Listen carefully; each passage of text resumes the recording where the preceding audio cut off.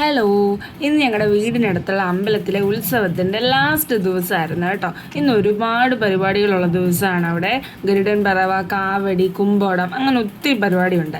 എങ്കിലൊന്ന് കണ്ടേക്കാന്ന് വിചാരിച്ചിട്ട് ഞങ്ങളെല്ലാവരും കൂടെ ഉച്ചയായപ്പോഴേക്കും അമ്പലത്തിലെത്തി.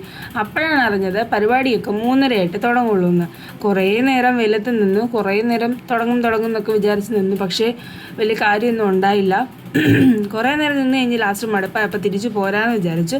അത്രയും കടകൾ അവിടെ ഉണ്ടായിട്ടും ഒരു കളിപ്പാട്ടത്തിന് പോലും അവൻ വഴക്കുണ്ടാക്കില്ല. പക്ഷേ അവൻ വഴക്കുണ്ടാക്കിയത് മുഴുവൻ പോലീസുകാരുടെ ആ വലിയ ബസ്സിനായിരുന്നു. അത് കിട്ടാൻ വഴിയൊന്നുമില്ലല്ലോ. പിന്നെ ലാസ്റ്റ് ഒരു രക്ഷയില്ല വന്നപ്പോൾ തിരിച്ചു പോരാന്ന് വിചാരിച്ചിട്ട് ഞങ്ങൾ വണ്ടിയിൽ കയറുന്നത് പകുതി എത്തിയപ്പോഴാണ് ഈ ഒരു കാഴ്ച കണ്ടത്. എന്താ സംഭവം എന്നറിയാൻ വേണ്ടിയിട്ട് ജസ്റ്റ് ഒന്നിറങ്ങി അങ്ങോട്ടൊന്ന് പോയി. എന്താ ഇത്ര ആൾക്കൂട്ടം, ഇവിടെ എന്താ ഒരു സംഭവം എന്നറിയണമല്ലോ.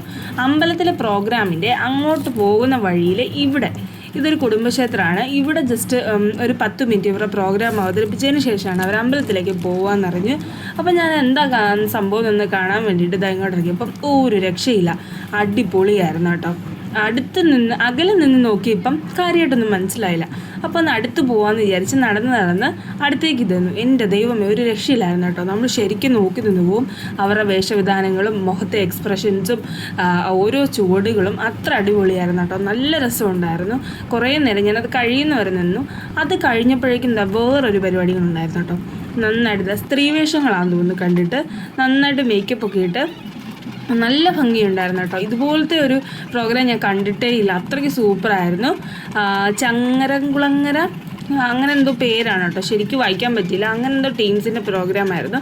നല്ല രസമുണ്ടായിരുന്നു. അത് തീരുന്ന വരെ നിന്നിട്ട് കിട്ടു ഭയങ്കര എൻജോയ് ചെയ്യുന്നുണ്ടായിരുന്നു കേട്ടോ. ഞാൻ എത്ര വിളിച്ചിട്ടൊന്നും തിരിഞ്ഞ് നോക്കുന്നില്ലായിരുന്നു. പരിപാടിയില്ലെങ്കിൽ ലയിച്ച് നിൽക്കുമായിരുന്നു.